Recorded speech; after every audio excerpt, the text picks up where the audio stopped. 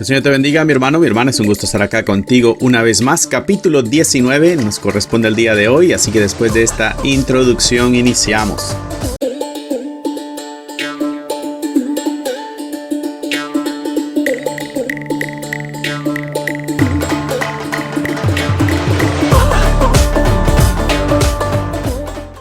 Bendiciones, mi hermano. Espero que estés listo con tu cuadernito, lapicero, marcador, todo lo que necesites para sacar el máximo provecho del estudio que vamos a estar teniendo el día de hoy. Ya vamos en Apocalipsis capítulo 19.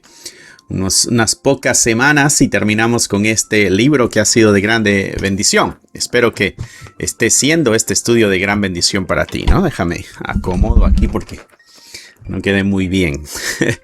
Bueno, Apocalipsis 19. Yo estoy usando la Reina Valera 1960. Espero que tú tengas ya todo listo para tu momento de estudio con Apocalipsis. Vamos a estar leyendo algunos pasajes ahí, así que si puedes ir apuntándolos en una hojita y ponerlos ahí entre las páginas de Apocalipsis 19 para que lo tengas de referencia.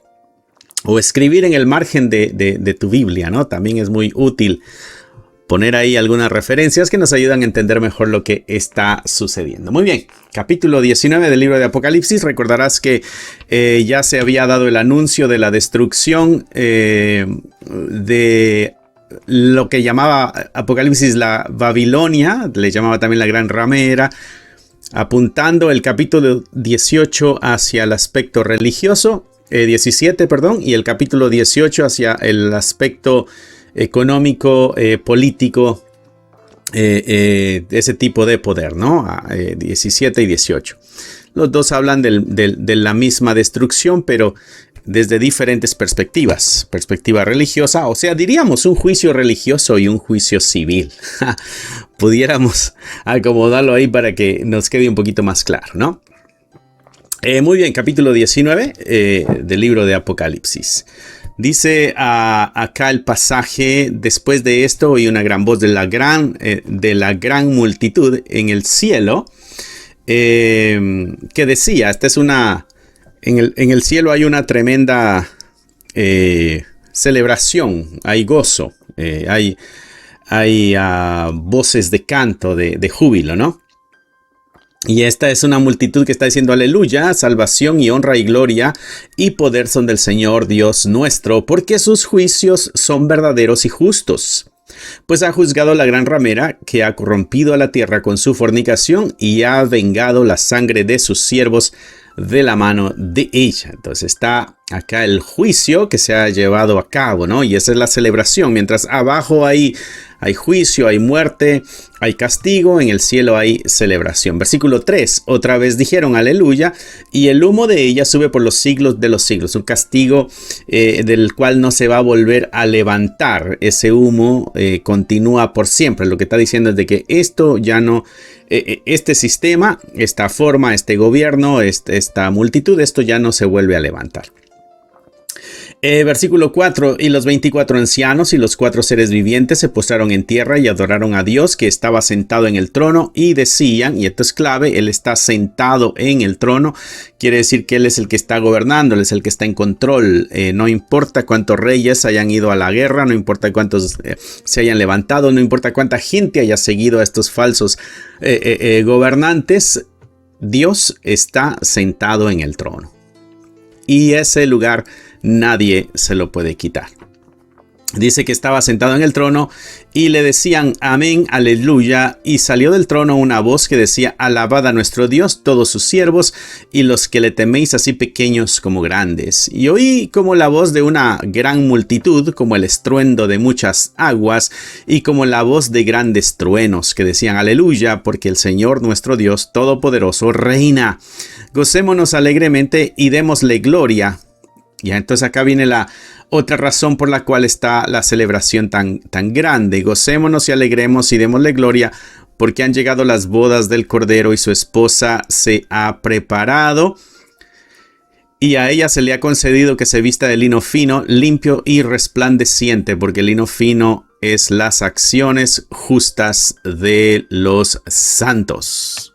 Estamos hablando de que se les dio ropas blancas resplandecientes como una respuesta a sus acciones que han sido justas. ¿Ok? Entonces quiere decir que ha habido una especie de recompensa y está la celebración, pero esta misma recompensa o este lino fino, cabe decir acá de que es a la esposa que está preparada, ¿no? Bueno, para poder entender un poquito más esto, va a ser necesario que nosotros entendamos cómo eran las celebraciones en aquella área, en aquel entonces, ¿no? En este caso, en el entonces que Jesucristo está dando la revelación, porque lo va a dar en ese contexto, ¿no? La boda de aquel entonces tenía 3 etapas, así que va a ser importante que leamos algunos pasajes y entendamos algo nosotros de esto, ¿no? La primera etapa era el desposorio, es este compromiso legal que se está tomando, ¿no? Esto era un pacto formal, es equivalente a un matrimonio legal. En este desposorio la novia ya pertenece al novio, aún no viven juntos, pero ya pertenece al novio, ¿no? En este desposorio se firmaba una especie de contrato. Y en ese contrato se pagaba algo. No se está comprando a la novia porque este dote o este pago lo daba el novio, sino que se está entendiendo que en la familia hay una pérdida y entonces esta es una especie de compensar esa pérdida, ¿no? Muy bien, entonces está desposada, no la novia le pertenece ya al novio, pero no están viviendo juntos. Esos son puntos claves. ¿Ok? Y por la novia se pagó un precio, ¿no? Se firmó un contrato y se pagó un precio. Bueno, vamos a ir a Oseas, capítulo 2, versículos 19 y 20. Y este es Dios hablando a través del profeta al pueblo. Dice, te desposaré conmigo para siempre. Está haciendo la promesa, ¿no? Vamos a estar juntos, nos vamos a casar y vamos a estar juntos para siempre.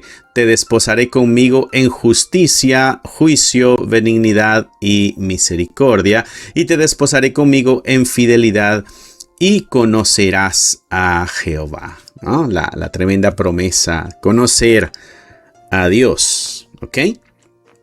Entonces aquí está la profecía, el anuncio. Algún día el pueblo de Dios iba a estar en una unidad así de cercana, ¿no? Uno de los ejemplos que nosotros vimos fue allá en Lucas capítulo 1, versículo 27, en el caso de María y de José. Eso nos ayuda a nosotros a entender cómo era la dinámica del desposorio, ¿no? Había una virgen desposada, dice el versículo 27, con un varón que se llamaba José de la casa de David y el nombre de la virgen era María. Recuerda, ellos no vivían juntos, pero ella estaba desposada, ella le pertenecía a él. Quiere decir que José ya había firmado el contrato y quiere decir que ya había pagado también el precio, ¿no? Primera de Corintios 6:20, Pablo hablándole a la iglesia dice, porque habéis sido comprados con precio. Glorificad pues a Dios en vuestro cuerpo y en vuestro espíritu, los cuales son de Dios. El cuerpo y el espíritu, todo le pertenece a Dios. Pero Pablo dice que fuimos comprados nosotros por precio, ¿no? ¿Y cómo es que pagó Cristo el precio para que nosotros le pertenezcamos? Bueno, lo hizo con su sangre. Entonces vemos ahí la primera etapa de la boda, que es el desposorio, donde se paga un precio y se firma un contrato. Nosotros tenemos un pacto con nuestro Señor. Mira lo que dice Efesios 5, 25 al 27. Maridos, amad a vuestras mujeres, así como Cristo amó a la iglesia y se entregó a sí mismo por ella. Ahí está el precio que se pagó. ¿Ok? Para santificarla, habiéndola purificado en el lavamiento del agua por la palabra, a fin de presentársela a sí mismo, o sea que somos para Él, una iglesia gloriosa que no tuviese mancha, esto está hablando de pecado, ni arruga, eso quiere decir, esta es una expresión muy interesante porque la mancha apunta hacia el pecado, Entonces quiere decir que su sangre, Cristo nos perdona y nos quita toda esta mancha de pecado, ¿no? Pero también habla de arruga. La arruga, las arrugas nos llegan a nosotros, mis hermanos, porque nuestro cuerpo físico está decayendo, está acercándose a la muerte. Entonces cada día que pasa es un día menos que tenemos de vida en este cuerpo, ¿no? Entonces las arrugas hablan de una persona que ya ha pasado bastantes años, tiene una edad no como los jovencitos, ¿no? Tampoco te vayas a sentir señalada por si tienes arrugas, ¿no? Pero las arrugas apuntan al cuerpo que está ya decayendo y llegando a su punto final. Okay. Le faltarán muchos años, pero esas son las señas. ¿Por qué es usado aquí? Porque la iglesia no tiene eso. Dice acá que la iglesia no tiene mancha, ni arruga, ni cosa semejante, sino que fuese santa y sin mancha. Quiere decir que la iglesia es una iglesia que está viva, que se va rejuveneciendo, que va agarrando fuerza día a día. La iglesia de Cristo, la novia de Cristo, no es aquella que va decayendo, no es aquella que se está muriendo. No, estamos cobrando vida día a día. Y no estamos hablando acá de congregaciones que de pronto van haciéndose pequeñas y van desapareciendo. No, estamos hablando de la iglesia en general, y la iglesia en general está llena de vida. La iglesia en general está llena de vida. Eso es una pregunta para reflexión, mi hermano, mi hermana, para ti y para mí. ¿Qué tan lleno de vida te sientes tú sabiendo de que eres la iglesia, no? Bueno, ese es el desposorio. Esta es la primera etapa. Son 3 etapas. La primera etapa, el desposorio, ¿no? Hay un contrato, hay un pago, y se hizo el asunto, ¿no? Bueno, segunda etapa. Vamos a leer algunos pasajes también. Mateo 25 del 1 al 13. ¿Tú recuerdas esto? Esta es la parábola de las 10 vírgenes. Te la voy a leer así rapidito. Dice: el reino de los cielos será semejante a 10 vírgenes que, tomando sus lámparas, salieron a recibir al esposo. 5 de ellas eran prudentes y 5 insensatas, ¿no? Las insensatas, tomando sus lámparas, no tomaron consigo aceite, mas las prudentes tomaron aceite en sus vasijas juntamente con sus lámparas. Y tardándose el esposo, porque el esposo se fue. El esposo se va, la novia se queda, y las vírgenes son las que acompañan a la celebración, ¿no? Dice: y tardándose el esposo, cabecearon todas y se durmieron, ¿no? Versículo 6. A la medianoche se oyó un clamor, un grito, un aviso. Aquí viene el esposo, salid y recibirle. Y entonces todas aquellas vírgenes se levantaron y arreglaron sus lámparas. Y las insensatas dijeron a las prudentes: danos de vuestro aceite, porque nuestras lámparas se apagan. Pero las prudentes le respondieron diciendo: para que no nos falte a nosotras y a vosotras, id más bien a los que venden y comprad para vosotras mismas. Vayan y busquen aceite. Si les damos aceite, nosotros vamos a quedar con nosotros con menos, y ustedes van a tener poco y se va a acabar y nadie va a tener aceite, ¿no? Pero mientras ellas iban a comprar, el esposo llegó. Este fue el problema, ¿no? El esposo venía en camino, ellas fueron por el aceite. Cuando ellas van en el camino, él llega, y las que estaban preparadas entraron con él a las bodas, y se cerró la puerta. Después vinieron también las otras vírgenes diciendo: Señor, Señor, ábrenos. Mas él respondiendo dijo: de cierto os digo que no os conozco. ¿Quiénes son ustedes? Y aquí está la razón por la cual de esta parábola. Velad, porque no sabéis el día ni la hora en que el Hijo del Hombre ha de venir. La intención de esta parábola es de que estemos alertas, porque no sabemos cuándo el Señor va a regresar. Pero Jesucristo utiliza esta imagen de la boda, ¿ok? Y entonces la novia está esperándolo, y el novio no está, y el novio llega, y llegó por la noche, y tenía que estar la novia lista y esperando, ¿ok? Entonces, esta es la otra parte de la boda de aquel entonces, ¿no? La llegada del novio por la novia. Llegaba de noche, ¿no? De una forma inesperada. Y cómo debía estar la novia? Debía estar lista, debía estar vigilante. ¿Y por qué? Porque el novio va por ella y la llevaba a la casa del padre. El novio va y la lleva a la casa del padre. Mira lo que dice Juan 14, versículo 2 y versículo 3. En la casa de mi padre muchas moradas hay. Si así no fuera, yo os lo hubiera dicho. Voy pues, dice Jesucristo, a preparar un lugar para vosotros. ¿A dónde va Jesucristo? A la casa del Padre. Va a ir a preparar un lugar para quienes, para nosotros.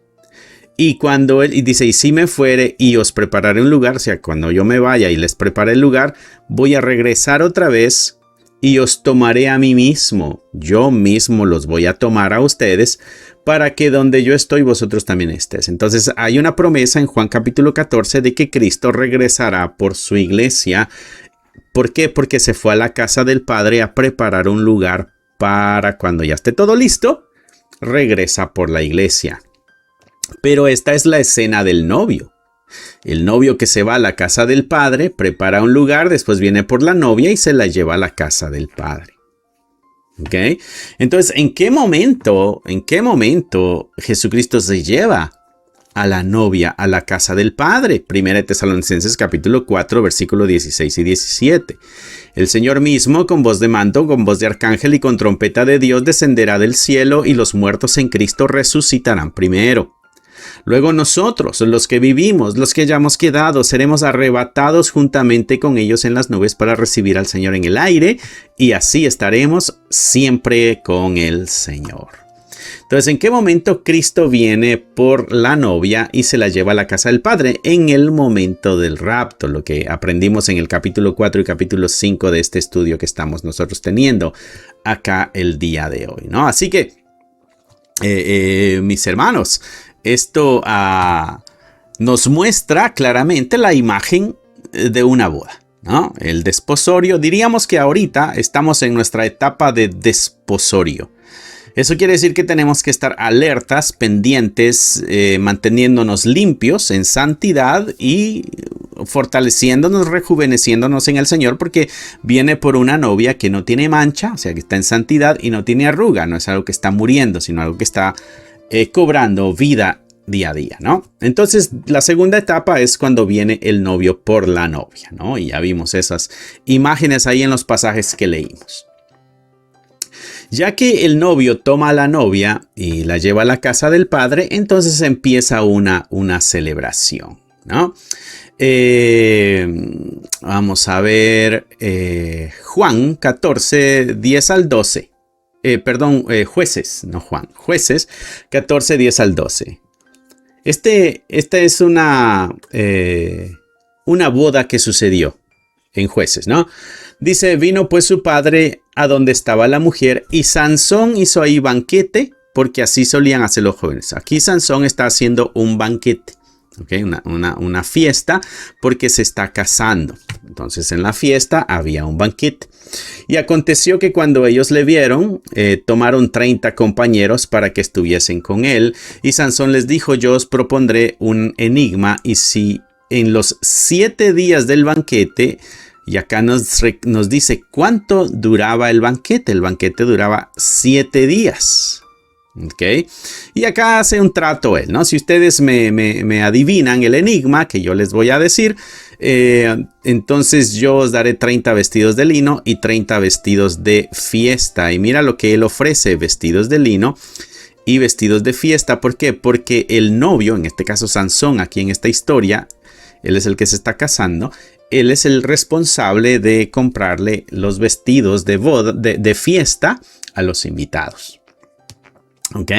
Así que ahí va tomando más sentido todo esto. Lo que leíamos en Apocalipsis 19. Se le ha concedido que se vista de lino fino. ¿Y quién es el que viste a la iglesia de lino fino? Bueno, es el mismo Señor, ¿no?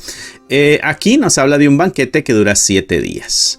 Y nosotros cuando estábamos iniciando este estudio, más que todo capítulo 4, capítulo 5, entendíamos en la profecía, apuntando hacia la tribulación, que faltaba una semana para que se cumpliese en la profecía, que eran 7 días.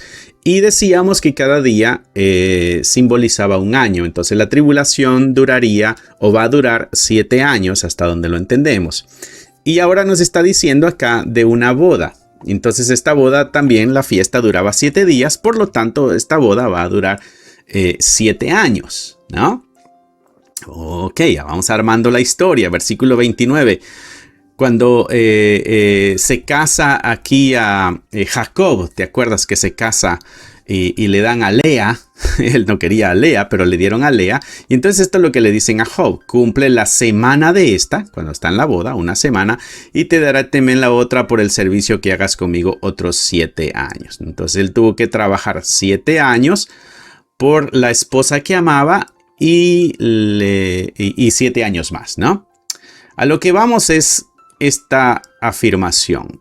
Están en la fiesta de bodas. Jacob le dieron a Lea. Él reclama, esta no es la mujer con la que yo me iba a casar. Y entonces le dice el suegro, cumple la semana de esta. Cumple los 7 días de fiesta de boda. Esta es la costumbre, 7 días de celebración. Entonces así es como entendemos que las bodas del Cordero entonces durarían 7 años. 7 años, ¿no? Vamos a leer otro pasaje, capítulo 22 de Mateo, versículo 1 al 14. Te lo voy a leer así rapidito, ¿no? Respondiendo Jesús, les volvió a hablar en parábolas diciendo, el reino de los cielos es semejante a un rey que hizo una fiesta de bodas a su hijo. Aquí está la tremenda fiesta de bodas, ¿no? Y envió a sus siervos a llamar a los convidados a las bodas, mas estos no quisieron venir. Entonces aquí están los profetas que mantuvieron anunciando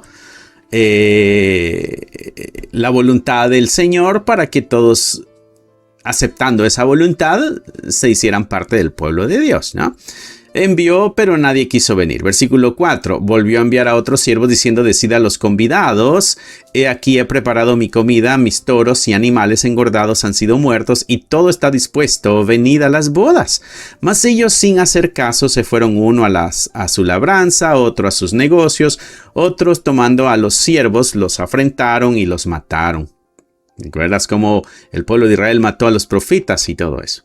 Versículo 7. Al oír el rey se enojó y enviando sus ejércitos destruyó a aquellos homicidas y quemó su ciudad. Entonces dijo a sus siervos, las bodas están preparadas. La fiesta ya está preparada, no la vamos a cancelar. Mas los que fueron convidados, recuerdas que primero se le hizo el llamado al pueblo de Israel, pero el pueblo de Israel rechazó hasta el día de hoy. No son creyentes, en su mayoría, pues, no quiero decir que todos no son creyentes, pero en su mayoría no lo son. Necesitan reconocer que Jesús es Dios.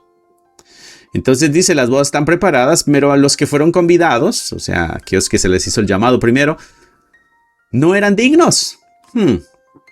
Entonces, ¿qué se dice? Id pues a las salidas de los caminos, llamad a las bodas a cuantos halléis, vayan y avísenle a todo mundo. Ya no vamos a seleccionar algún grupo específico, vamos a hablarle a todos. Y dice, y salieron los siervos por los caminos, juntando a todos los que hallaron, juntando malos y buenos, y las bodas fueron llenas de convidados. Se hizo la fiesta, ¿no? Pero aquí hay una característica interesante, hay malos y hay buenos. Y entró el rey para ver a los convidados y vio a un hombre que no estaba vestido de boda. ¿Okay? Y le dijo, amigo, ¿cómo entraste aquí sin estar vestido de boda? Mas él no pudo responder, enmudeció, no supo qué decir. Entonces el rey dijo a los que servían, atadle de pies y manos, echarle a las tinieblas de afuera, ahí será el lloro y el crujir de dientes, porque muchos son llamados y son pocos los escogidos. Se le hizo el llamado a muchos, pero estos no quisieron escuchar, ¿no? Los convidados no eran dignos, decía el versículo 8. Entonces vamos a buscar a otras personas. Pero estaba uno ahí en la parábola que nos está contando que no tiene vestido de novia, de bodas. Y entonces nosotros decíamos que el responsable de darle el vestido era el que hacía la fiesta, ¿no? Entonces a este no se la dieron. Quiere decir que a Dios se le pasó darle el perdón y limpiarle sus pecados a alguien. No, No pasa eso. Lo que esta parábola nos está informando, mis hermanos, es de que el llamado es para todos. El anuncio es para todos, pero no todos son dignos de entrar. Y si pudiéramos creer nosotros, bueno, de una o de otra forma yo entro, la parábola nos dice, no puede estar ahí nadie que no haya sido escogido para eso. Esta es la idea que nos está presentando la parábola en general, ¿no?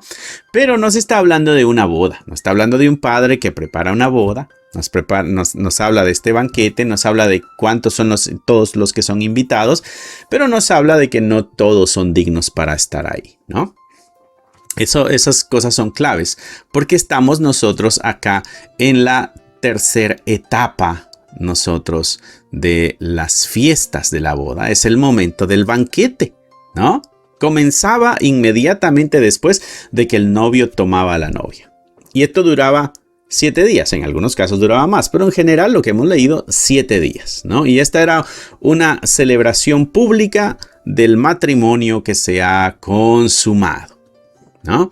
Entonces, la cena de las bodas del Cordero allá en el cielo, mientras la tierra está atravesando los 7 años de tribulación, la cena de las bodas está celebrándose en el cielo, los 7 años. Yo puse acá, vamos a ver, un pequeño,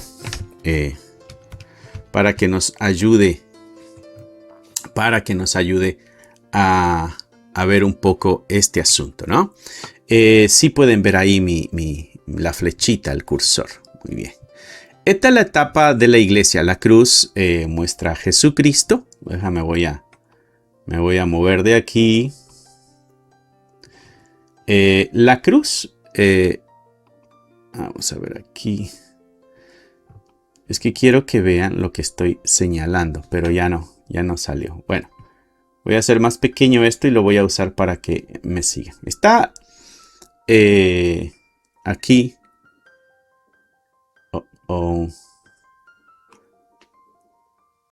Ya no salió la flechita, pero bueno, vamos a usar esto entonces. Ok. Aquí está la cruz que muestra la muerte de Cristo, año 33 aproximadamente, ¿no? Y acá hay una figura de una iglesia. Lo que esto intenta es simbolizar la iglesia. Este es el periodo en que nosotros nos encontramos desde la muerte de Cristo hasta que Cristo venga por su iglesia. Estamos aquí en este periodo. Para ser más exactos, como hemos tenido nuestro estudio, capítulo 2 y capítulo 3 de Apocalipsis. Capítulo 4 y capítulo 5 vemos esto, lo que conocemos como el rapto de la iglesia. Entonces la iglesia, esta imagen de... Esta imagen de la iglesita está ya acá arriba. ¿Por qué? Porque quiere decir que en este momento, en este periodo se fue. ¿Ok? Entonces la iglesia está en el cielo. Y acá en la tierra, esto ya lo hemos estudiado. 7 años. Durante los 3 años y medio primeros, ahí están los testigos, están los 7 sellos, están las 7 trompetas. ¿Ok? A la mitad de la semana vimos al anticristo, el falso profeta, vimos la bestia con cuernos y todo eso que vimos, Apocalipsis 13, ¿no? Muy bien. Y después hemos leído ya el juicio, la destrucción, y en este lado nosotros decíamos de que aquí la gente ya tenía la marca de la bestia, ¿no? Ya se había puesto la marca de la bestia. Quiere decir que ya habían tomado su decisión, consciente de que nuestro Dios no iba a ser su Dios, sino que el Dios de ellos iba a ser el anticristo, ¿no? Entonces aquí ya se hizo la división de aquellos que siguen o que no siguen al Señor. Entonces el juicio viene ya para aquellos que no son del Señor. Los que fueron llamados, pero no fueron escogidos. ¿Ok? Aquí ya no hay vuelta atrás. La persona que se ponía la marca, decíamos, ya no puede decir siempre ya no. Sino que, ni modo, ya le había tocado. Entonces están los 7 años abajo de tribulación. Y arriba las bodas del Cordero, que son los 7 años que están ahí, ¿no? Así que para recordar nada más cómo estábamos, ¿no? Voy a poner otra vez esto acá. Tenme un poquito de paciencia, ¿no? Y aquí estamos con la Biblia nosotros otra vez, ¿ok? Entonces, ya vimos esta parte, ¿no? La parábola de la fiesta de las bodas. Entonces, está el desposorio, el novio viene por la novia, se la lleva a casa y está el banquete y está la fiesta. Y entonces, esas son las bodas del Cordero, ¿no? Lo que leímos acá en Apocalipsis 19, versículo 7 al 9. El ángel me dijo, escribe bienaventurados. Este no lo habíamos leído, ¿no? Pero aquí está. Gocémonos y alegrémonos y démosle gloria porque han llegado las bodas del Cordero. Su esposa se ha preparado y se le ha dado vestido de lino fino, resplandeciente, y eso es un ejemplo o una muestra de que sus acciones son justas, ¿no? ¿Y quiénes son? Los santos. ¿Ok? Muy bien, entonces ya estamos armando más o menos acá la historia, ¿no? Así que el anuncio, la profecía y todo cabe exactamente en el relato que encontramos en Apocalipsis. Vamos a ir a Primera de Tesalonicenses, capítulo 1.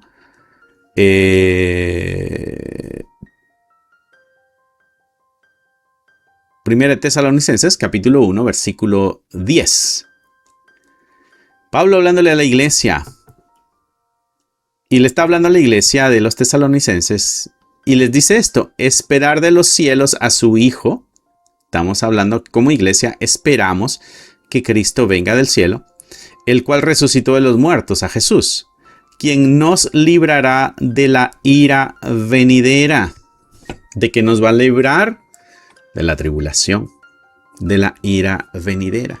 Ahí mismo en 1 Tesalonicenses, pero ahora en el capítulo 5, el versículo 9, dice: no nos ha puesto Dios para ira, sino para alcanzar salvación por medio de nuestro Señor Jesucristo. Entonces, capítulo 1, versículo 10, esperar al Hijo, porque viene por nosotros como iglesia para librarnos de la ira que va a venir en el futuro. Por eso es de que decimos que somos salvos. ¿Salvos de qué? Salvos de la ira que viene de Dios. Muy bien. Y acá en capítulo 5, versículo 9 del mismo libro, nos habla Pablo también diciendo que Dios no nos ha puesto a nosotros, mira, no nos ha puesto para ira, sino para alcanzar la salvación por medio de nuestro Señor Jesucristo, ¿no? Así que lo que decía aquí en capítulo 19 de Apocalipsis, espero no te moleste que estoy pasando rápido acá los pasajes, pero versículo 7 y 8, ¿no? A la esposa se preparó y ella se le ha concedido que se vista de lino fino, limpio, resplandeciente, porque el lino son las acciones justas de los santos, ¿no? Quiere decir, entonces, con esto, mis hermanos, de que si Pablo está diciendo que la iglesia va a ser librada de la ira, podemos entender que es librada cuando es llevada en el rapto al cielo, ¿no? Y ya que está en el cielo, acá en el versículo 7 y 8, la vemos que ya está vestida de lino fino. Las bodas ocurren en el cielo, no ocurren en la tierra. La iglesia está en el cielo vestida de lino fino antes del regreso de nuestro Señor Jesucristo. Todo eso nos ayuda a nosotros a entender los momentos, ¿no? Vamos a ver qué más sucede allá en el cielo. Segunda de Corintios 5:10. Es necesario que todos nosotros comparezcamos. Está hablando Pablo. Y dice nosotros, Pablo se está incluyendo y le está hablando a la iglesia. Entonces Pablo, este es un mensaje claro para la iglesia. Nosotros comparezcamos ante el tribunal de Cristo. Todos tenemos que estar delante del tribunal de Cristo para que cada uno reciba según lo que haya hecho mientras estaba en el cuerpo, sea bueno o sea malo. Entonces es necesario una recompensa. Pero esta recompensa o este pago o que reciba lo que haya hecho, no está hablando de alguien que pudiera ser condenado por una eternidad o alguien que pudiera ser echado de la presencia de Dios. No, está hablando de las recompensas para el pueblo de Dios. Entonces, ¿qué más está sucediendo allá en el cielo durante los 7 años? En las bodas está también sucediendo esto. Se está dando el pago según las obras a cada uno de los santos. No para juicio de destierro, sino que para recompensa por toda la obra que se ha hecho acá en la tierra, ¿no? Muy bien, entonces podemos ir identificando ahí qué es lo que sucede en el cielo. Vamos a ir ahora con lo que nos queda del capítulo 19, que va a ser en el versículo 11. Dice, entonces vi el cielo abierto, y había un caballo blanco, y el que lo montaba se llamaba Fiel y Verdadero, y con justicia juzga y pelea. Sabemos que ese es nuestro Señor Jesucristo. Versículo 13, estaba vestido de una ropa teñida de sangre, y su nombre es el Verbo de Dios. Ok, ¿quién es el que se llama el Verbo de Dios? El que escribe el Apocalipsis es Juan, y Juan en su evangelio es el que nos dice que el Verbo se hizo carne y habitó en medio de nosotros. Este es nuestro Señor Jesucristo. Versículo 14. Los ejércitos celestiales vestidos de lino finísimo, blanco y limpio, le seguían en caballos blancos. ¿Quién es este ejército celestial vestido de lino finísimo? ¿Por qué es celestial? Porque viene del cielo. Allá estaba este ejército cuando Cristo está bajando. ¿Cómo viene? De lino fino, blanco y limpio. ¿Quién estaba en el cielo? Versículo 7. Estaba la iglesia. ¿Y cómo está vestida la iglesia? Lino fino, limpio y resplandeciente. ¿Ok?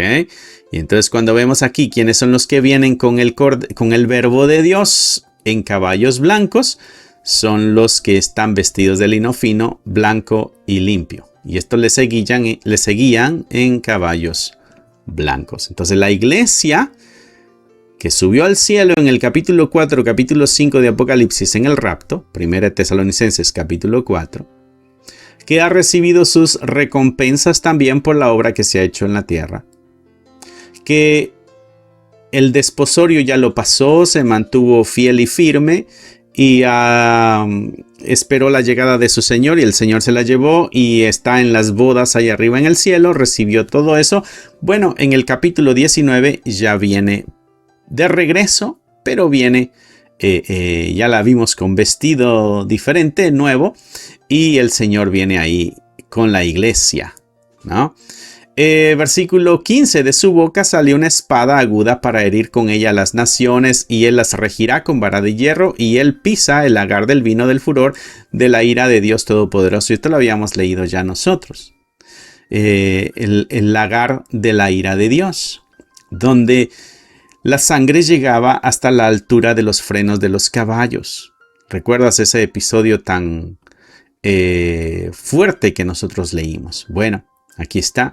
Dice, y en su vestidura y en su muslo tiene escrito este nombre, Rey de Reyes y Señor de Señores. Recuerda la promesa de que toda rodilla se doblará ante él. ¿Por qué? Porque él es el Señor por encima de todo.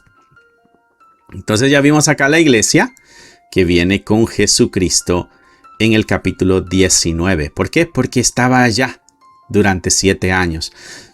Versículo 17, y vi a un ángel que estaba en pie en el sol y clamó a gran voz diciendo a todas las aves que vuelan en medio del cielo, les dijo, venid y congregaos a la gran cena de Dios, para que comáis carnes de reyes y de capitanes, carnes de fuertes, carnes de caballos y de sus jinetes, carnes de todos, libres y esclavos, pequeños y grandes. Y vi la bestia de los reyes, y vi a la bestia, ¿te acuerdas? Capítulo 13, el anticristo, a los reyes de la tierra y a sus ejércitos. Recuerdas que todos le dieron su autoridad para que peleara contra el Cordero.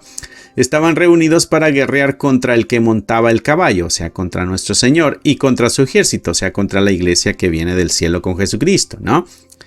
Y la bestia que fue apresada y con ella el falso profeta, que había hecho delante de ella las señales con las cuales había engañado a los que recibieron la marca de la bestia y habían adorado su imagen. ¿Ok? Estos dos, o sea, la bestia y el falso profeta, fueron lanzados vivos dentro de un lago de fuego que arde con azufre. Entonces vemos a estos dos siendo lanzados al infierno. Versículo 21. Y los demás, todos los demás muertos, con la espada que salía de la boca del que montaba en el caballo, y todas las aves se saciaron de las carnes de ellos. ¿Ok? Entonces, capítulo 19, Cristo viene a regir, viene a gobernar. Este es el arranque de los 1000 años. Este es el inicio de los 1000 años, ¿no? Vamos a leer un par de pasajitos más aquí. Ezequiel 39, del 17 al 20. Mira lo que dice aquí. Y tú, hijo de hombre, así ha dicho Jehová del Señor, di a las aves de toda especie, a toda fiera del campo, juntaos y venid, reunidos de todas partes, a mi víctima que sacrifico para vosotros, en un sacrificio grande sobre los montes de Israel. Y comeréis carne y beberéis sangre. Comeréis carne de fuertes, beberéis sangre de príncipes de la tierra, de carneros, de corderos, de machos cabríos, de bueyes, de toros, engordados todos en Basán. Comeréis grosura hasta saciaros y beberéis hasta embriagaros de sangre de las víctimas que para vosotros sacrifique. Y os saciaréis sobre mi mesa de caballos y de jinetes fuertes y de todos los hombres de guerra, dice Jehová el Señor. Muy parecido a lo que se nos estaba anunciando en el capítulo 19 de Apocalipsis, ¿no? Donde viene la destrucción total. Así que el falso, la bestia, que es el anticristo, el falso profeta, los reyes de la tierra, todos se han unido para pelear contra nuestro Señor, pero no hay una batalla real, no hay una lucha prolongada, sino, y no hay ni siquiera resistencia, porque fueron destruidos con la espada que salía de la boca del Señor.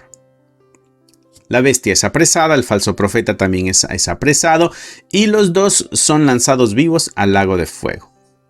Aquí tenemos los tirados, lanzados ya al infierno.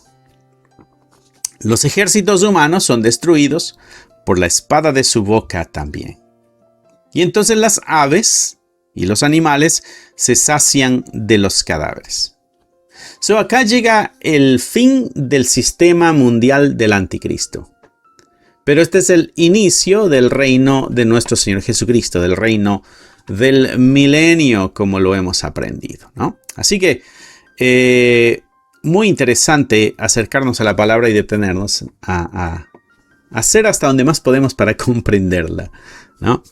Espero que estos estudios estén siendo de bendición para ti, mi hermano. Están siendo de mucha bendición para mi vida. Y espero en Dios que sean de gran bendición para tu vida. También estamos aprendiendo mucho y nuestro único deseo es de que podamos compartir aquello que el Señor nos ha dado. Así que ahí está el capítulo 19. Ahí está la interpretación que tenemos del capítulo 19. Y no te pierdas, siguiente semana, capítulo 20. Y ya vimos cómo está terminando esta etapa y ahora viene otra etapa en la historia de la profecía, ¿no? Así que cierra ahí tus ojos, mi hermano, inclina tu rostro y nos vamos a despedir con una oración.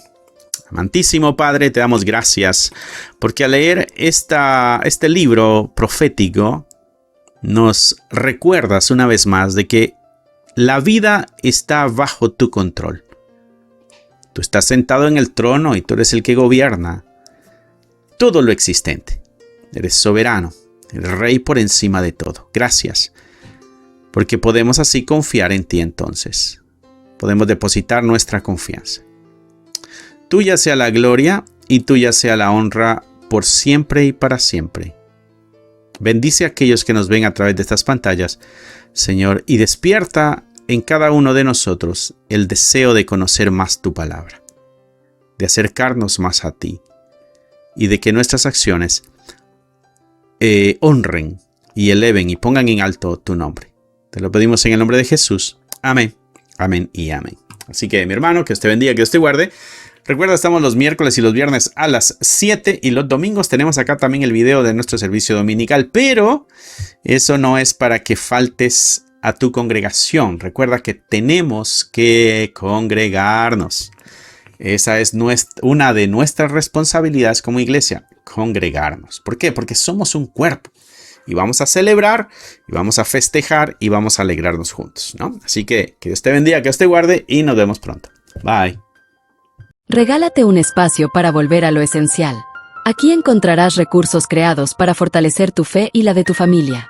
Libros para colorear que llevan a los más pequeños a descubrir las historias de la Biblia de una manera divertida y significativa. Devocionales que te acompañan cada mañana, recordándote que Dios camina contigo. Si buscas herramientas que edifiquen, inspiren y transformen, este es tu lugar. Encuentra todos los enlaces en la descripción del canal.